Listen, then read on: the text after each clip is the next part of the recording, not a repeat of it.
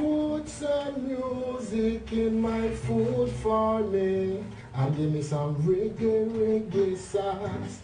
At reggae. I've been in the Den now for 8 series, and there is no entrepreneur that has ever made such a lasting impression than Levi Roots. Well, my life has changed immensely. You know, I've gone from couldn't afford the taxi fare to get to Dragon's Den that morning to now the company worth over £30 million in 3 years. So if that isn't life changing, I don't know what is. Levi has done it. After a rollercoaster ride in the Den, he's giving away 40% of his company, having gained £50,000 and 2 extremely influential business partners. Now he really has got something to sing about. You could be the frozen dessert version of Levi Roots.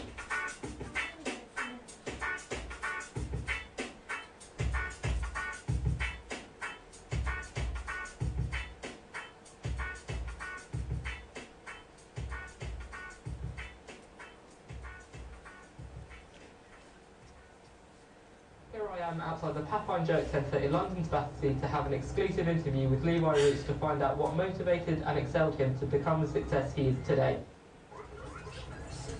So thank you for having us here today with you. We've got just a couple of questions for you. The first question is, what motivated and encouraged you to have your idea of the fusion of music and food and take that onto Dragon's Den?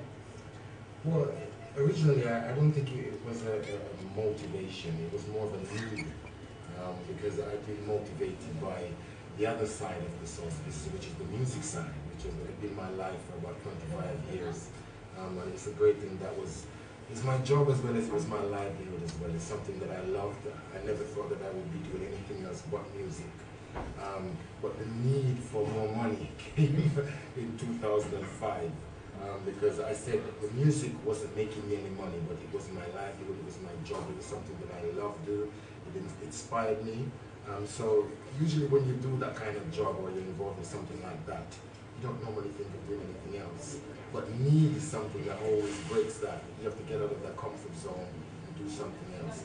And it was the need to really afford to buy my kids, better presents and do more for my life, my style.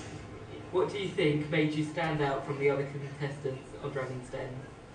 Well, I think precisely because I went as me. I think usually on that show, people do a lot of pretending, which you have to do because you're going hoping that these dragons will turn you into an entrepreneur, or will sort of make you more enterprising. But you have to go as enterprise, because the dragons want to see you as a person that's ready to take their brand and to take their name. So I think it was precisely that I went as Levi Roots, the singer, the Rasta man from Brixton, with a sauce called reggae sauce, to identify who I was. It was always that thing is that if you're playing a part in the film, the easiest part to play is you. Yeah. And it's when you're playing yourself. Yeah. So I didn't want to go on the show and pretend that I was already a finished product of an entrepreneur.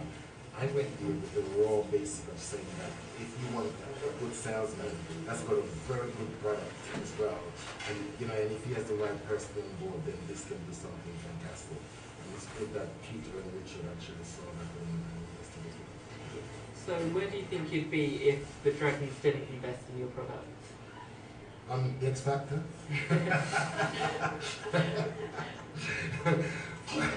I think the music was the major force in everything about my appearance on Dragon's Den. I always said that if I went with the sauce as anything else but, a guitar around my waist and singing that song, I wouldn't be here now. So the music commands everything that I do, and without the music there isn't the sauce, and without that there isn't the man. So it's a three-way, it's a two-way thing. Featured in all major supermarkets and recognised as one of the UK's leading table sauce brands, has to be none other than Reggae Sauce. As well as the Reggae Sauce, Levi's sauce range has expanded, now featuring the Fire Aguada dipping sauce, the Reggae tomato ketchup, and a mango and chilli relish.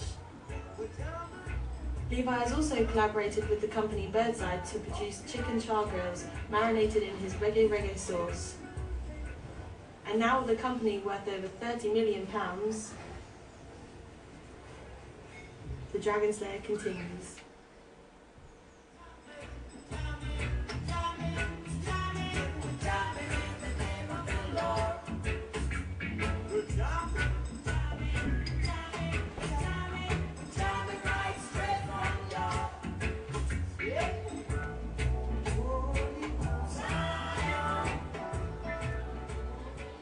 to the E to the V to the I, R to the O to the O to the T, S. I am the best. I take off the S of Superman's chest. Anyway you go to the east or west, hear them say reggae are the best. Me no have no competition, me no have no contest. But if it a rebellion, it mash up your chest, Lord.